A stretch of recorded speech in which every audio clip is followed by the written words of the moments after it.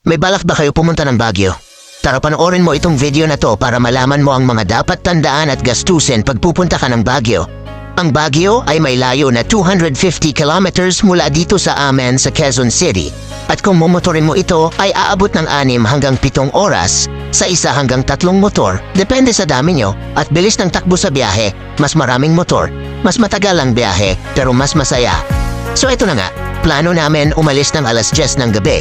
Pero dahil malayo ang biyahe, delikado at wala pa kaming tulog, minabuti naming umidlit muna at ang naging meetup namin ay 1:00 ng madaling araw at ang alis namin ay 1:30 ng madaling araw. Mas mabuti muna na magpagasolina muna bago makipag-meetup dahil ang iba ay gusto ng ibang brand ng gasolina para hindi makaabala sa iba. Maganda talaga ang CR ng Clean Fuel. Parang nasa mall, baka naman Clean Fuel. Mas motor ko ay Suzuki Gixxer 155. Ang full tank ay 700 pesos na tama lamang na makarating ng Baguio. Mahalaga na may maayos kang pahinga at magpakondisyon ng motor kung ikaw ay babiyahe ng malayo.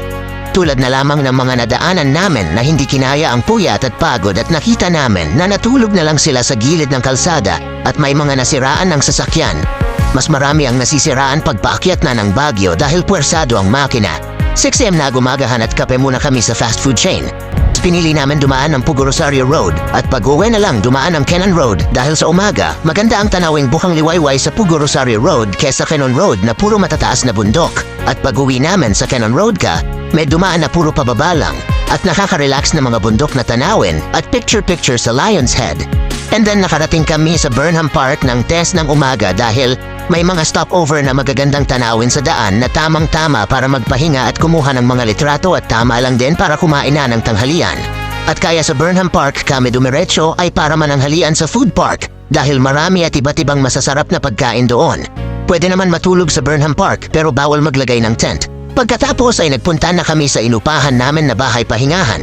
Ang mga bahay pahingahan sa Baguio ay nagsisimula ng alas 12 o 1:00 ng tanghali at natatapos ng alas 11 umaga o alas 12 ng tanghali at nagkakahalaga ng 1,500 pesos couple pag hotel, 300 to 500 per person sa mga transient house, 2,500 per couple pag condo type na may sariling kusina at sala at 3,500 pesos pag grupo per night. At kami ay natulog muna dahil sa pagod at puyat at gumising kami ng alas 5 ng hapon. Nagbihis at namasyal at kumain sa gabi sa Burnham Park. At dahil marami pa kaming hindi napuntahan doon tulad ng night market, boat ride, bicycle ride, souvenir at pasalubong, open pala ang Burnham Park 24 hours. Magdala ng extra budget kung gusto mo maranasan ang mga ito at sa bicycle talaga kami nag-enjoy.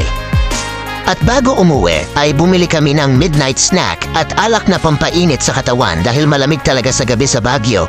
Kahit walang aircon at karamihan talaga sa hotel at bahay pahingahan sa Baguio ay walang aircon. At kinabukasan ay nagpunta kami sa Baguio Cathedral para magdasal at magpasalamat. Hinanap namin si Greenman sa Session Road kaso pag linggo lang daw pala siya nandoon sabi ng napagtanungan namin at maulan din ang panahon. Sa Strawberry Farm, 700 ang fruit picking per person or group bawi na lang kayo sa kain habang namimitas kung hindi kayo maselan. Pag maulan ang panahon ay pinapitas na agad ng mga farmers ang mga ito dahil bumabaha. Botanical Garden 100 per person ang entrance, napakaganda ng view. At costume ng Igorot na 50 pesos per person. Mines View 100 per person ang entrance. Hindi kami nakapasyal dahil puno ang parkingan, kaya suggest ko na ito ang unahin. Igorot Stone Kingdom 100 per person ang entrance, kaya siguraduhin na may extra budget kung balak nyo pumunta sa mga ito.